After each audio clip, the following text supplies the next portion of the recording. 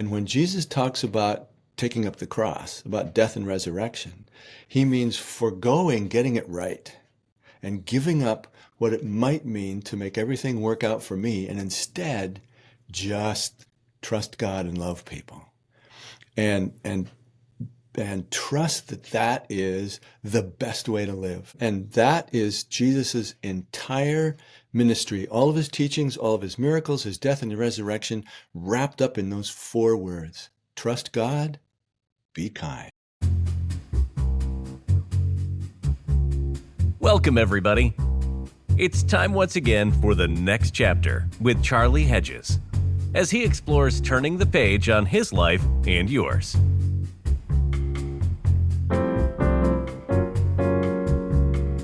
Hi there, and welcome to the next chapter with Charlie. We are in for a special treat today. As you can see, my friend Steve Garnas-Holmes is with me. And, talking to Steve is like talking to a biblical writer. It's like talking to a writer of wisdom literature. He just has so much insight that he has to offer. And today, we are going to begin the show by addressing, well, actually, I changed the beginning, but the beginning was to be, what does it really mean to follow Jesus? Is it a head or is it a heart issue? The heart says to love, while the head becomes laden with thoughts of being right. But there is only one right way to follow Jesus, according to Steve, and I totally agree. And that way is to love. Steve Garnas-Holmes will challenge what you may believe and encourage you with one simple truth. And as we talk to him, let's find out what that is. Steve Garnas-Holmes, welcome to the next chapter with Charlie. Thank you. Great to be here with you. It's always great. I said, I want our shows that we do here, and as I try to make this, I try to ad-lib more than just reading. So I want our shows to be like our conversations we had yesterday.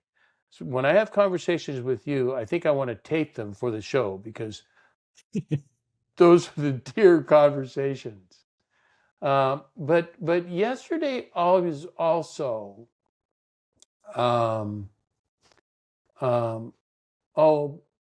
before I get into that, I realized I have one question that I think our audience needs to know, that you are entering older age.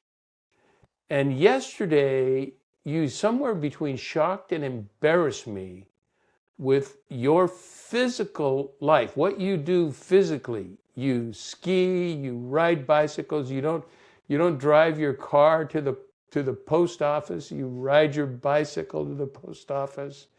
You're like a mid-20th century American.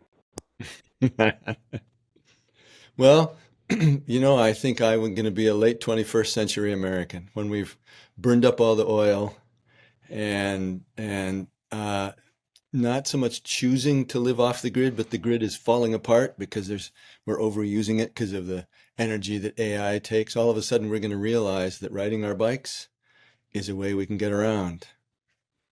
Unless you live where I live, and then everything is miles away, and it's all cement. Yeah, yeah. You think of even the big cities in Europe, in Amsterdam, in Denmark, and the Netherlands. Everybody rides bike. You look at Russia, Rides. 150,000 bicycles in one car. It's like You better know that when you're walking the streets of Amsterdam. That's right. Yeah. But they don't have traffic accidents. Nobody complains about parking. There's no pollution. It's a pretty sweet way to live. Yeah, and unfortunately, what we're talking about right now, we're not going to get to experience it for a while because our president is making enemies of everybody in Europe. People in Europe hate Americans. Don't come to Europe. Don't come here. We don't want you. And it's like, what happened? Yeah, it's interesting how the ethos of the bully has totally taken over not only his domestic relationships but our international relationships. He's just swaggering around alienating all of our allies. And the people in Europe don't hate Americans. They hate the president. They're real clear about that. Are they? They- Are they? yeah, So what yeah. about us visiting? Are we safe visiting? I mean, are Oh we yeah, okay to visit? yeah, yeah. Um, there's a famous ad that went around in Canada of a fellow who's checking in, I think, to a hotel, and the person behind the desk asks him some question that has to do with his residence or something, and he sort of apologetically says, "Well, I'm American." And she pushes this little button down behind the counter, and it's like you think it's some sort of security thing, but what it does is it opens up the gate, and she comes out and she gives this guy a big hug, as if to say, "Oh, you poor guy, you have such a terrible president. We feel so sorry for you." I think people around the world get it, that the president does not represent us. He represents his own I ego, hope and that's so. pretty much it. And as we're moving along here, my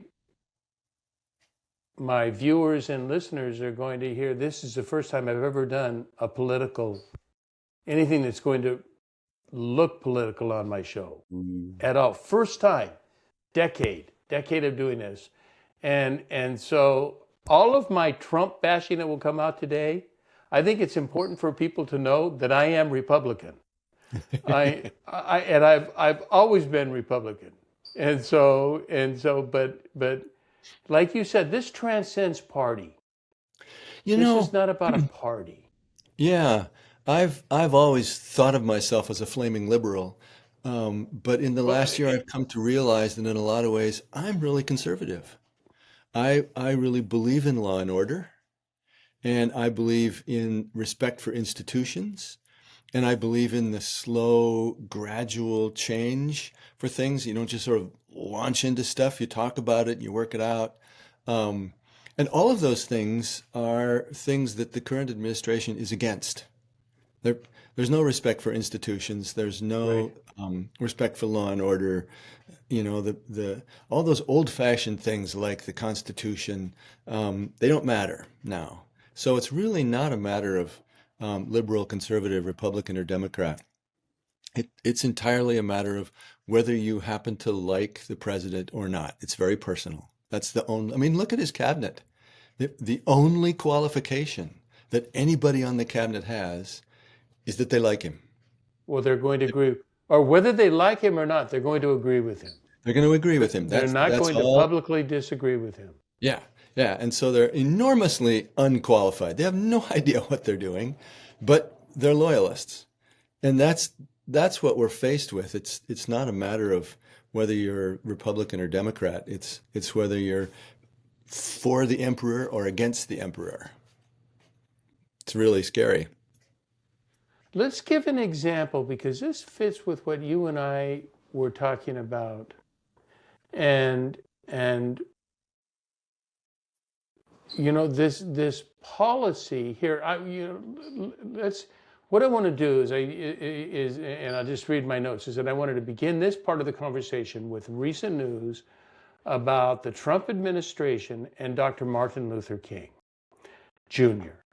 And I want to read a brief excerpt from Axios News, which Axios and Free Press are my news sources. I don't read newspapers. I don't, I'm kind of give me the bullet part. I don't read all of the details. And this is what Axios said. Since the start of Donald Trump's second term, we have seen a coordinated effort to erase or rewrite parts of American history, especially Black history, and the legacy of the civil rights movement.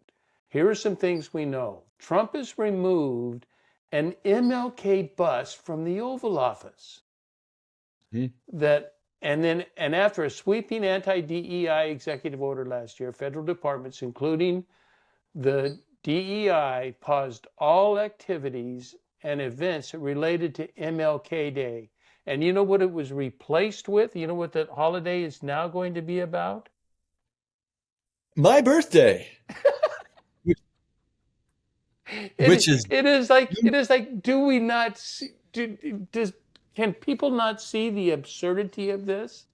It Right. has now It's like, become the president's birthday. I mean, that is just, if yeah, I have to make commentary on it, there's something wrong. right. If you have to even point it out. Yeah. Yeah. The ego of the bully is just so consistent. So consistent. Talk to me about, oh my God, do I really want to go here? Listen to my question. I'm thinking, do I really want to go there? But We can talk about I, it, and I, then I started it, so let's just go on a little bit. you can always edit it out. Just a little, no, I don't do any editing. I mean, I don't do content editing. Whatever you say is going to be on air. Don't worry. It'll be out there. Watch out. Yeah, yeah. But talk to me about the bully. What is this? What is this? Why are that term? I don't hear that term a lot, yet I think that term is really appropriate. Well, think about the average schoolyard bully. Is sort of the stereotypical guy who has a chip on his shoulder, and it's never quite sure what it's about.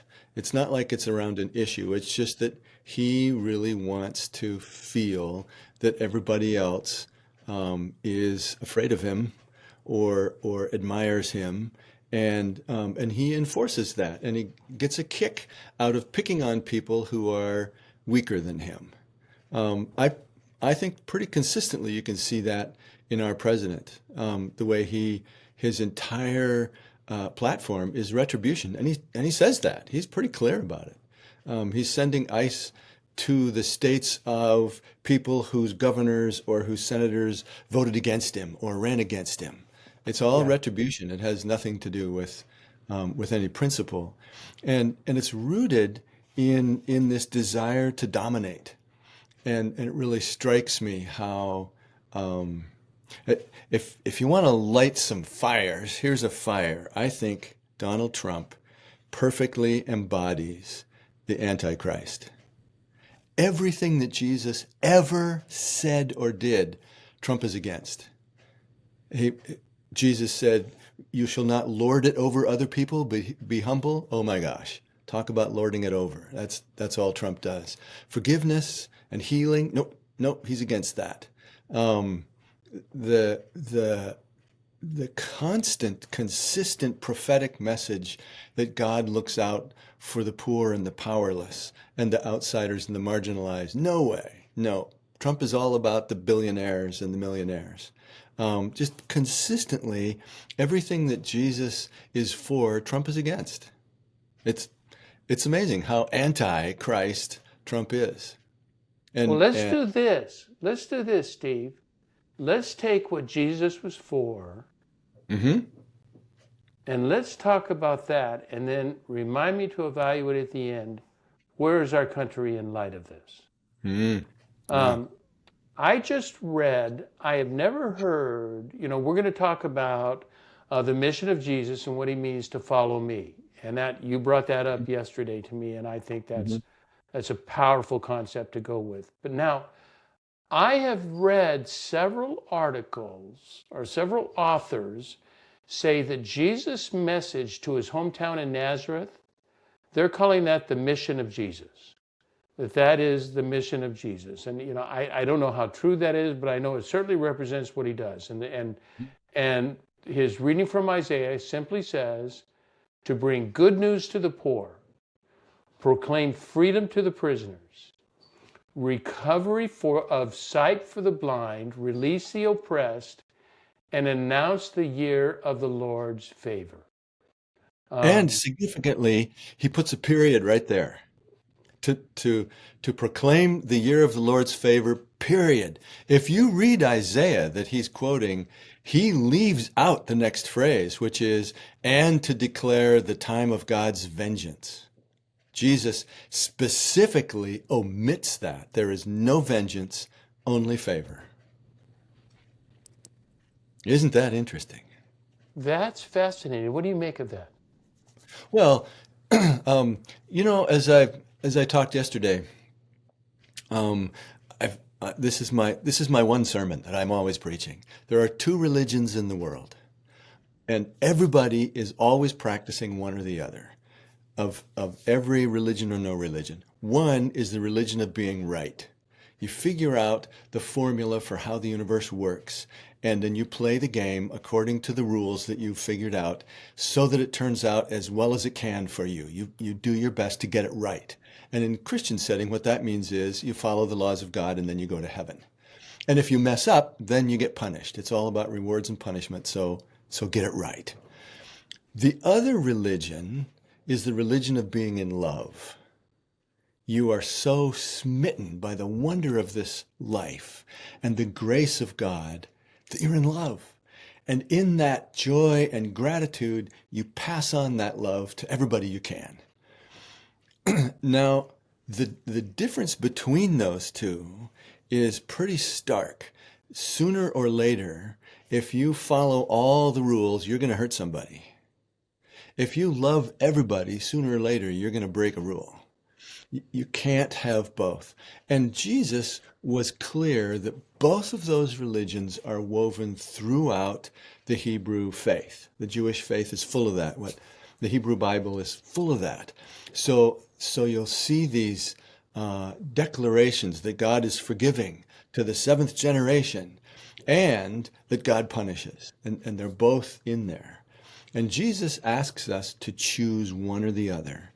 And he's always doing things like quoting Hosea 6:6, in which God says, I desire mercy, not sacrifice. I don't care if you get all the sacrifices right. I just want you to love people. And Jesus is real clear about our temptation. The natural instinct of the ego is to get things right and to make everything work out for me the way I want it to work out. And when Jesus talks about taking up the cross, about death and resurrection, he means foregoing getting it right and giving up what it might mean to make everything work out for me, and instead just trust God and love people. And trust that that is the best way to live. And that is Jesus's entire ministry, all of his teachings, all of his miracles, his death and the resurrection, wrapped up in those four words: trust God, be kind. And you can see the tension between that way of living and a way that's much more rule-oriented and therefore becomes doctrinal, that these are the things you have to believe, that struggle that shows up throughout Christian history. It's there in the New Testament. You can see those two energies fighting against each other. And this gets to what we were talking about yesterday about faith and what it is. A lot of people talk about having the Christian faith. And early on in the scriptures, when people used that word, what you can see they were talking about is having faith in Jesus. And then after a while, it became having the faith, which is not a relationship, but a set of beliefs, a set of opinions that you can either believe and get right or not believe and get wrong. And so that tension is even woven through our Christian history.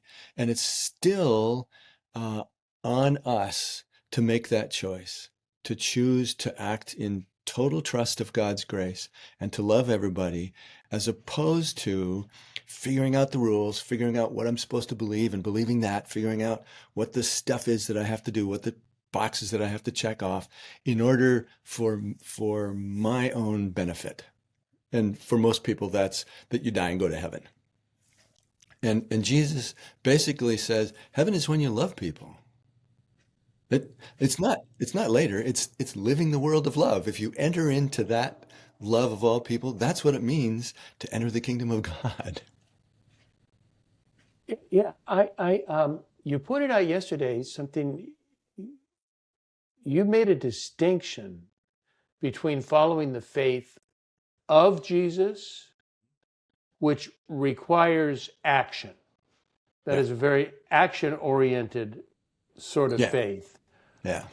but we've concocted this faith in Jesus, which really comes to me not a lot more than a personal opinion. Right. And it is it's a I have to go back to my baby Greek to remember the way that it is written could be translated of or in. It's just it's rather arbitrary to the translator, and the translator must contextualize, Sure. in my mind, what is going on in the whole text. Is to say, is it faith of and faith in? And the text seems to ask me to follow the faith of Jesus, not the faith in Jesus. Yeah. And that if we were to follow Jesus, what did he mean? Did Jesus ever ask people to believe in me? Well, he in the Gospel of John, he does. And one of the things that's so helpful to remember is that there are four Jesuses. The first Jesus is the historical Jesus, this guy who actually lived 2,000 years ago, and he said certain things and did certain things. Then there's the Jesus that people talked about after he died. He was still the same old Jesus, but now they had some stories about him, and they put some spins on those stories about Jesus that end up in the Gospels. And the Jesus of the Gospels is not the historical Jesus. There are things that Jesus says and does in the Gospels that we don't necessarily believe, but they are things that we believe about Jesus. You can go into a lot of churches, for instance, that have a stained glass window with a picture of Jesus with a halo around his head, and he's holding a little lamb. I guarantee you Jesus didn't have a halo. And I bet Jesus didn't pick up a lot of lambs. He was a builder, but not a shepherd. But that stained glass window is a representation of the Jesus we believe in. He's the Son of God, so there's a halo because he's holy, and he's the Good Shepherd. And that doesn't necessarily mean that that's who the historical Jesus was, but that's the Jesus of the Gospels. There's a third Jesus, which is the Jesus of the church. And that Jesus, for instance, is the second person of the Trinity. Jesus never said he was the second person of the Trinity. The Trinity wasn't even invented until after the New Testament was written. But there are things like that the church maintains about Jesus. And they're rooted in that historical Jesus, but it's not exactly the same Jesus. And then there's a fourth Jesus. And the fourth Jesus is my Jesus, the Jesus that I have a relationship with. And my Jesus, for instance, speaks English. Well, for most of the world, Jesus speaks Portuguese, right? Or Zulu, or Mandarin, or something other than English. Or Persian. Yeah. Like where he was from. Yeah, Aramaic. So when we talk about Jesus saying, "Believe in me," I can accept all of those things that are in the stained glass window and the things that are in the New Testament that are ways that I think about Jesus. And like you say, they're basically just opinions. That Jesus is the Good Shepherd is a metaphor. It's a very rich bit of poetry. But what it means to believe in Jesus is to allow myself to be the sheep that he leads, to allow myself to actually get picked up and carried and put in the flock.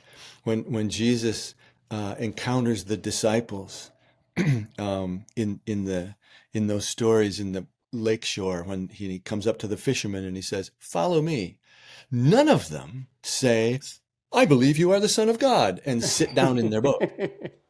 They drop their nets and they go with him.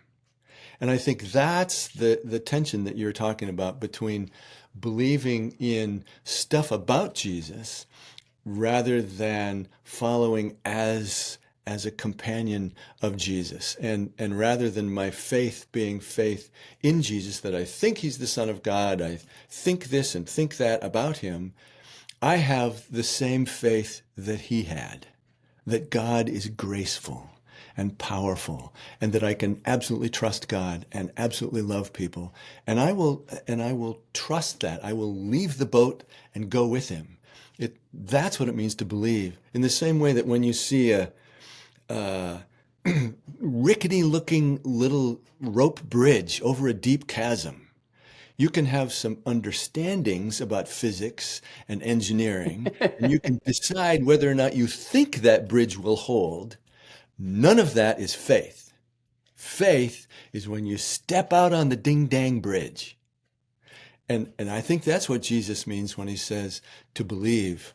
Our English word believe, is rooted in Old English and ultimately Germanic, belieben, which means to love, to give your heart to. And I think that's what Jesus means by believe. Not just I like that. I like that. That's German. Yeah. Don't just think some things about Jesus, but give your heart to Jesus. Be in a relationship. Jesus frequently says to people that he's healed, your faith has made you well. There's a woman who comes up to him in the crowd, and she's had this bleeding for years, and nobody could heal it. And she reaches out and touches the hem of his garment, probably the fringe of his prayer shawl, and she's healed. And Jesus turns around and says, wait, who touched me? And at first she's like, oh, now I'm in trouble, because she knows she's ritually unclean. But she comes forth and says, it was me. And he says two really remarkable things. One is daughter of Abraham. He gives her this honorific title. He doesn't even know her.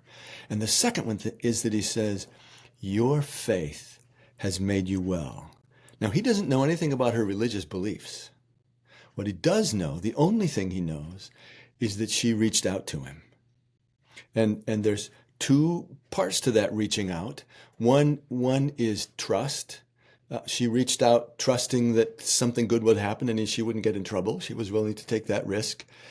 But she also reached out. She made connection. And for me, faith is reaching out. It's establishing a connection based on trust without necessarily knowing the outcome, but just trusting, I believe this is going to be okay. I'm going to trust this bridge. It's kind of like I've tried really consistently to communicate in lots of different ways to our three sons, I believe in you. And I think that's what it means to believe in Jesus. Not necessarily I have some opinions about whether or not you are the Son of God, but who you are, I trust. And I think that's a different kind of believing than just having some doctrinal notions. It's an action of trust and connection. Well, the doctrinal connections, as you know, but I don't know if how many of our listeners know, but it was at least 3 centuries of debate to determine that Jesus was divine. Yeah, and they came up with what we just take for granted, oh yeah, he's God. Well, no. The early church did not quite. It took them 3. The debate started in the 1st century, and I guess formally ended in the 3rd century. But there were remnants of it that continued on. Sure. And I think consistently Jesus made it clear that he didn't much care what you thought. What he cared is how you love people. He was quite open to the faith of a Roman centurion or of people who were not even Jewish because of their faith, their willingness to reach out in trust. And I think it was real clear to him that he didn't insist that everybody be Jewish. He just wanted everybody to be loving. Yeah, he wasn't forming a religion. Right. He was Jewish, and he just wanted people to be really good Jews. And he said, here's what it means to be Jewish. Love your neighbor. Love, he always hearkened back to the scripture and the law of God. He was rooted in scriptures and rooted in the temple. It's not like he wanted to destroy that stuff. And they asked him, so It was almost like a parlor game, not quite a trick question, but sort of like, who's your favorite? Who do you think the greatest rock singer ever was? And you can all debate that. Well, they would do that about the commandments of God because there's 613 of them, and they argued about all that stuff. And you notice how Jesus, when people asked Jesus questions that were either direct or implied, like 113 times in the Gospels. And 111 of those times, he responds with another question or with a story that doesn't seem to be about what they asked Right. about. Or he turns, Really? Look at your data. You what a data-driven guy. yeah, he was just always I didn't messing know with that. people. 111 Except, out of 113. except when somebody said, what do you think is the most important commandment? What's the greatest commandment? And that was a common question, and rabbis would debate about that for hours. And all of a sudden, Jesus is not telling any parables. He's not playing any tricks. He says, here it is. Love God with all your heart and mind and soul and strength. And here's the flip side of it. There's another one that's the back side of that, and that is love your neighbor. He's real clear about that. And he's rooted in that that really Jewish understanding of how you live. And he doesn't care if you've sacrificed the right sheep. And what he cares about is that you love God and love your neighbor. And that brings us back to I'm going to make I can't believe I'm going to make a political transition to go talk about politics again. But that brings us back to the bully. Sure. And a bully is not about love. You know, it's interesting to think of Jesus's ministry in the context of Roman occupation. Right. We Okay. we forget that. We sort of think that Jesus went around telling all his fellow Jews that they should be nice people, and his followers went around telling people all over the Mediterranean that they should all be nice people. And what we forget is that they got crucified by the hundreds for being Christian. And crucifixion was a punishment that was a Roman punishment reserved for people who were enemies of the state. And when you think of that context, for Jesus to say, take up your cross and follow me, really means be willing to be loving and trusting in a hostile environment in which you're going to have to sacrifice for the sake of love. And his consistent love and nonviolence in the face of Herod and Pilate and Caesar and the apparatus of Roman oppression is very relevant to what we're going through today. That we have to make some choices about love and nonviolence, surrounded by people who will, like Herod, slaughter whoever they want to slaughter in order to keep their power. And we haven't quite gotten to slaughter, although a few people have been slaughtered. You know, when a mother gets shot in her car in the face because some guy's pissed at her, that's slaughter. I would call that slaughter.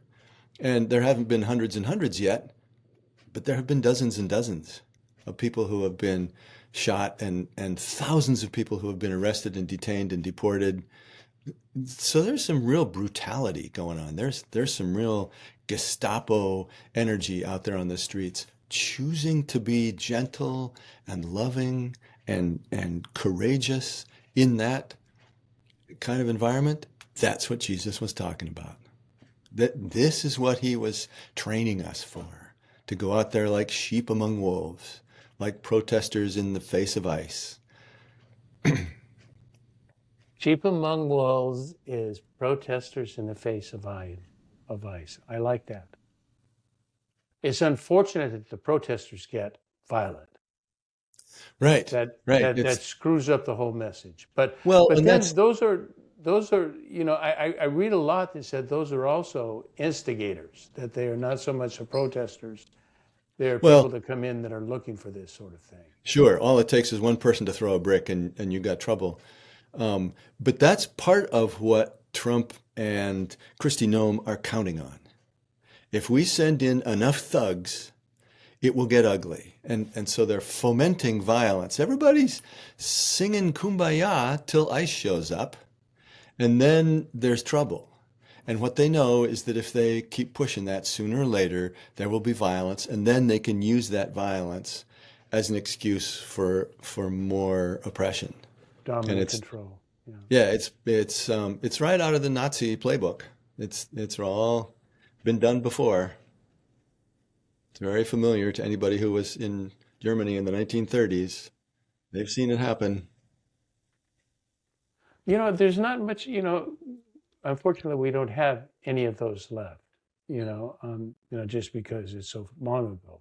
And, Those living witnesses of that, yeah, that was right. 100 years ago. Yeah. Was it 100 years ago? Well, it was 90. It was in the mid 30s that Hitler was rising to power, got elected, saying that he was going to make Germany great again, and figured out who Yeah. we could blame it on. Very, very similar tactics. Got cleaned out the government, filled it with loyalists who would agree with him no matter what he did. Yeah. So what kind of sacrifices, I don't feel I have to make a lot of sacrifices. Is that because I'm choosing a life of turtle in the shell? Yeah, partly. I struggle with that. It's not like all of us need to go out and, you know, die on the barricades.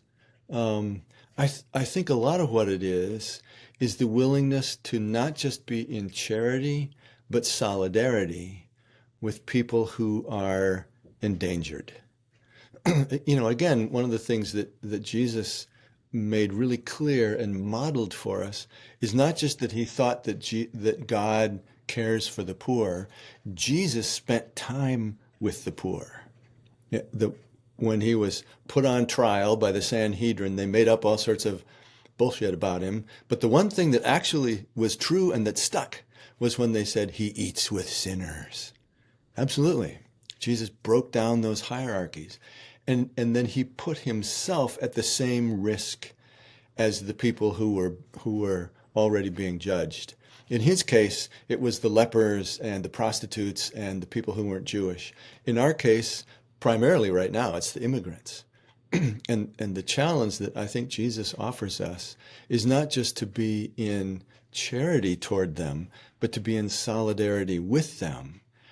And that will take some sacrifice. That will take some risk because you can get arrested, you can get shot, you could get detained, even if you're a white male American citizen like me. And I think that's where it's not necessarily that we have to do that, but we have to live in that spirit of solidarity with them and know that every immigrant that's hauled away is my child. That's happening to me. We have to stop saying, well, at least it's happening to those guys and not to me. And I think that's, Jesus says in that parable, whatever you've done to the least of these, you have done to me. And that's partly God saying, when you're cruel to other people, that's your worship, folks. That's how you care about God. But it's also modeling how we care for one another. That when we act in compassion with others, it's not just charity that I have stuff that you need, so I'm gonna give it to you and I'm gonna be your rescuer, but I'm gonna be in solidarity with you because we are actually of the same life. We are, what happens to you happens to me. We're in quantum entanglement in this universe, and I don't separate myself. And I think part of our privilege, certainly part of my privilege as a white, straight, Christian, well-to-do male, I've got it all going for me. Part of my privilege is that I can separate myself and say, well, it's too bad it's happening to those people, but it's not going to happen to me. When I live with such radical trust in the grace of God that I am willing at any moment to take a big risk for the sake of people that I could disassociate myself from, then I'm getting closer to what it means to take up the cross. I don't think that's a guilt trip, and I think I could live here in the woods in Maine pretty safe, and ice Yeah. will not invade my neighborhood. Although they're coming to Portland, 20 miles away, so got neighbors who are about to be deported. Um, but I could choose to remove myself, or I could get involved and speak out and lend my voice and risk whatever cost that might take. I guess I've elected, I don't know about the sacrifice that I make. I don't feel like I make sacrifices, but I feel like my life, in many ways, my Christian life is lived amongst the poor. I, Mm. I, two charities that I've been involved in, and it's more than just writing checks. I've been a part of the, Mm. a part of the hands-on ministry. One was we built water wells in Uganda. And Oh, so I cool. would go to Uganda 2 to 3 times a year. And I was either with the team, which were all, they were all nationals. There was one expat, the leader was from Romania or is from Romania, and everybody else was Ugandan. And so that is the team that I got a hold of and that I became Mm. part of, and I became solidarity with that team. Yeah. And I would go to villages to, where we were supplying water, and the community is, I learned so much. You talk about the happiness of the poor compared to the happiness of the rich, and the happiness of the poor is much wealthier than the happiness of the rich. So much Um, deeper. Yeah. and because it's all about each other. It's not about Hmm. any individual. It's about each other. And if I have something, I'm going to share it with my neighbor. And then the other charity that I belong in deals with we deal with in a couple of three or two of our officially two of our local communities. We deal with most of the immigrant population in cities called their names are Anaheim and Fullerton, and we deal with children, with families, and we work with them. We have hands-on work with them, and those are, because I was raised. I had a discussion with the group the other day. Since I was raised as an abandoned or rejected child, Mm. I was raised displaced. I didn't start out with a place and then I was displaced later. I had no place to begin with. Wow. And then I found a place in adoption.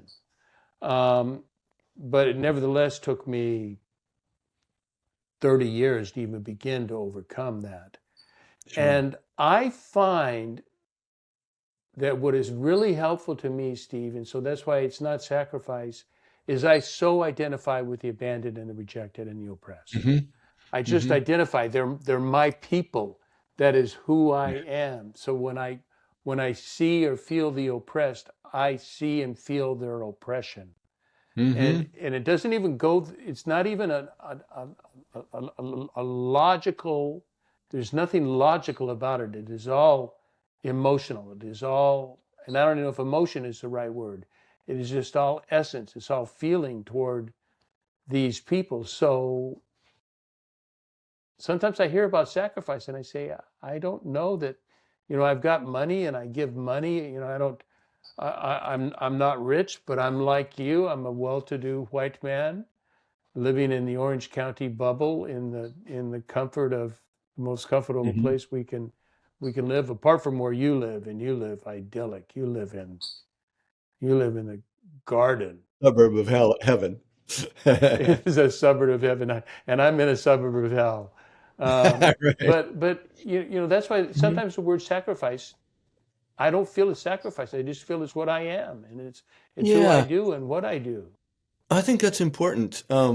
Again, the notion of sacrifice can feel like a particular thing you're supposed to do and do right. Um, and I think like you're getting at, it's not a matter of doing the right thing, but clarifying our identity. And you identify with those people who are marginalized because you know that in your own experience. And part of what surrounds what we struggle with around privilege when we talk about racism and white supremacy and privilege. And I think, well, I'm not necessarily privileged. Um, I don't have to identify with suffering. And that's a kind of privilege. It's kind of shelter. Thank you.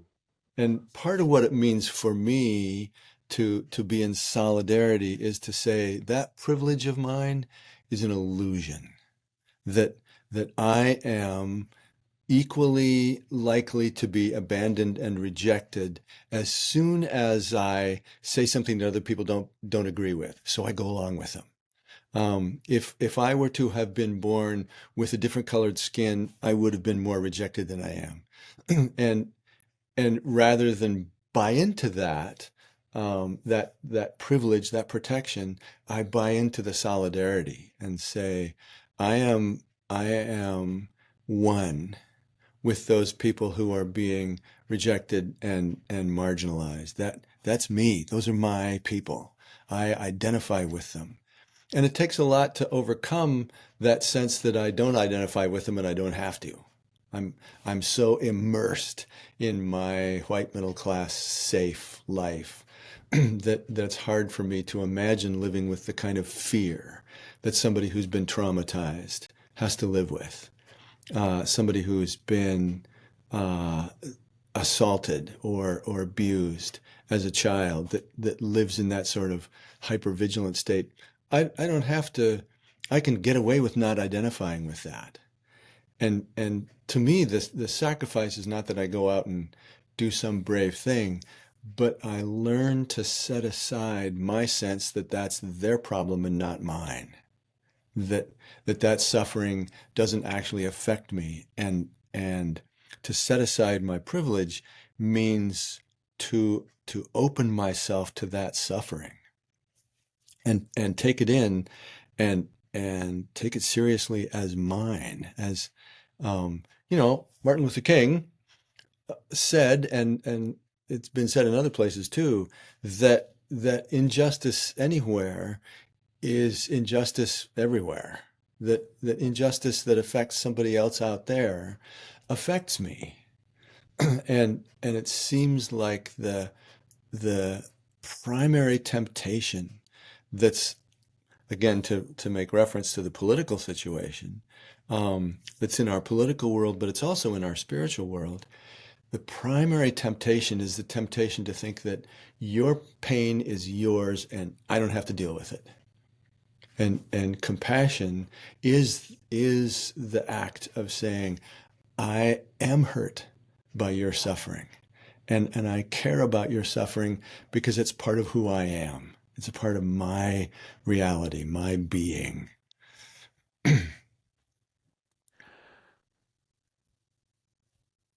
That's really helpful, man.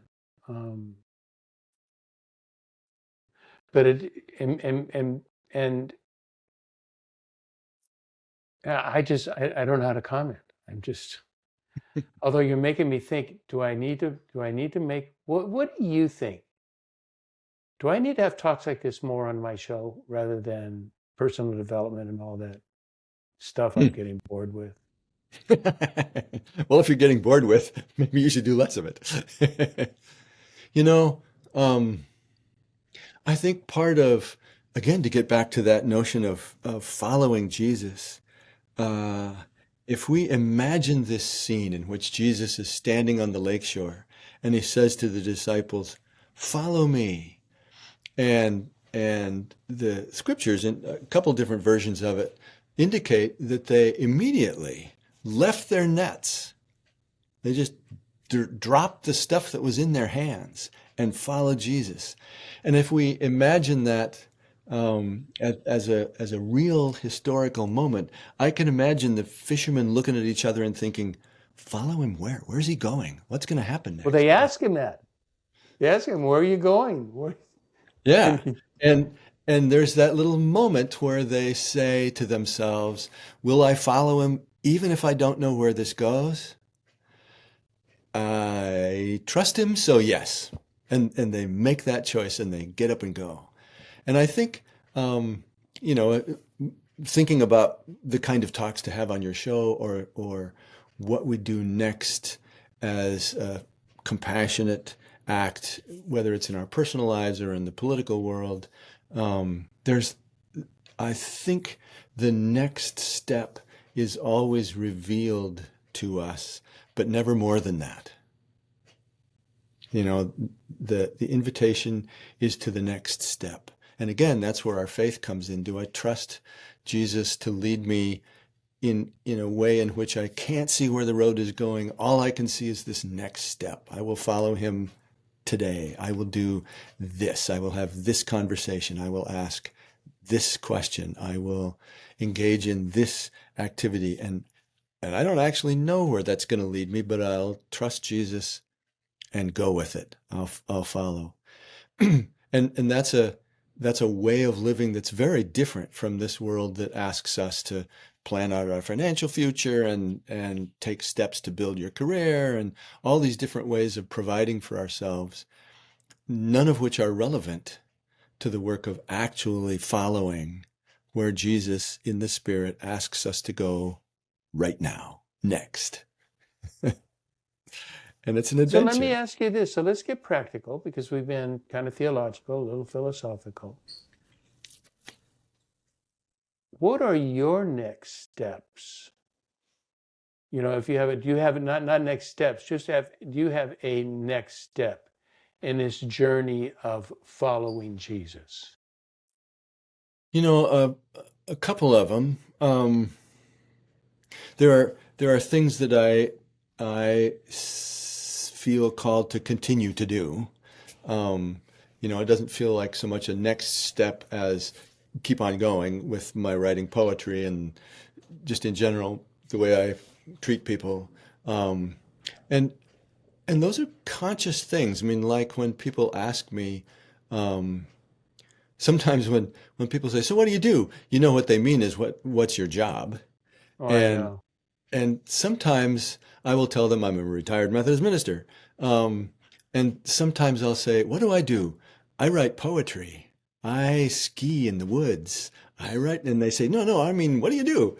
And I say, "I try to spread light in every relationship, whether it's my friends or a stranger at the store, so that people walk away having been blessed." That's what I do. That's my vocation. So there are things like that I feel like I will keep taking those steps. But two specific things that occur to me. One is that right now, given our political situation, I think one of my next steps is to keep being real vocal about what it means to follow Jesus in an atmosphere of power and fear and retribution, and just keep talking about that and keep inviting people to think about that. And interestingly enough, a second step that occurs to me is to be more and more conscious of serving my wife, being there for her. As we age and our needs both change and also intensify, they deepen. I am pretty sure I'm going to spend more time giving care to Beth, and I think that's where God's calling me. That's part of my next step. Okay, that's my job. I'll do that. That's good.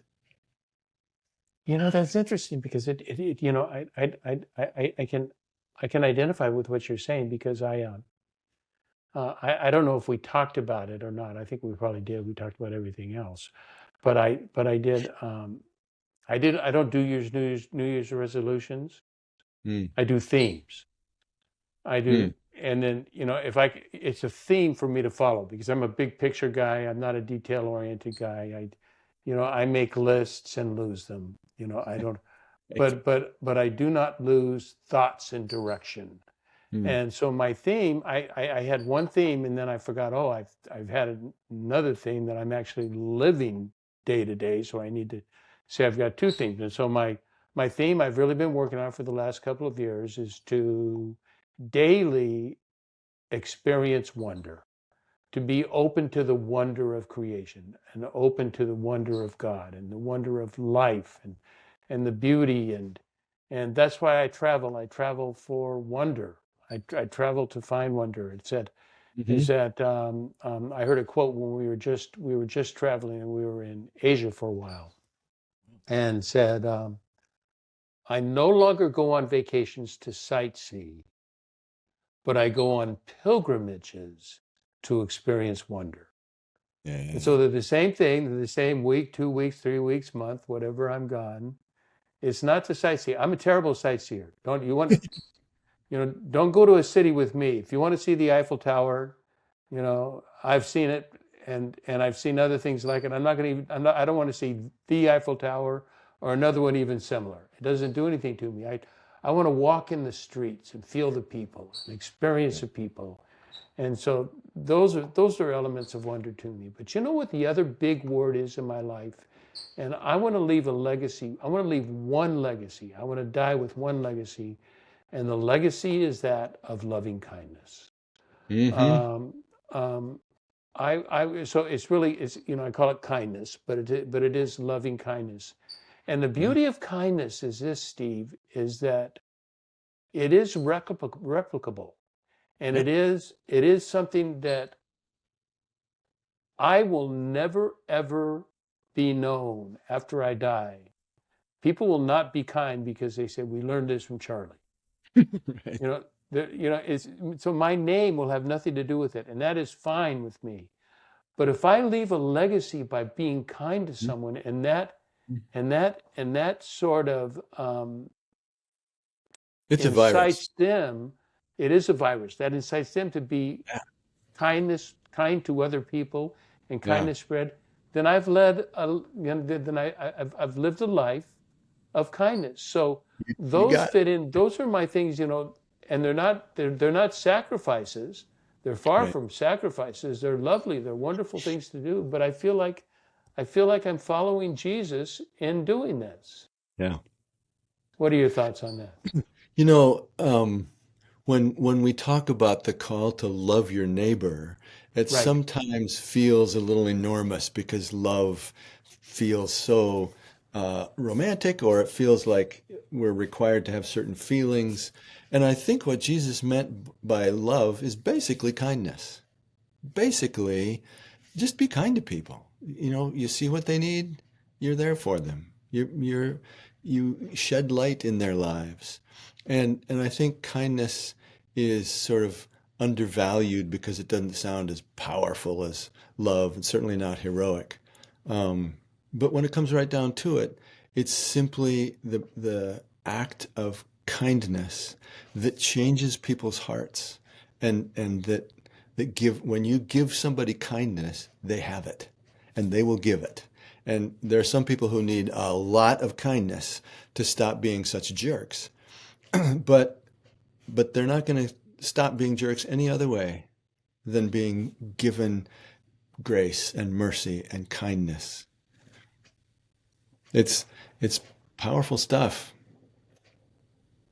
Well, let's maybe I see we're almost an hour. That's usually my show.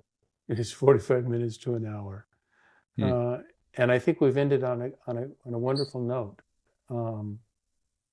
So many things you've said that I want to continue. Your faith of and faith in, I think, is very powerful, and your life story is powerful.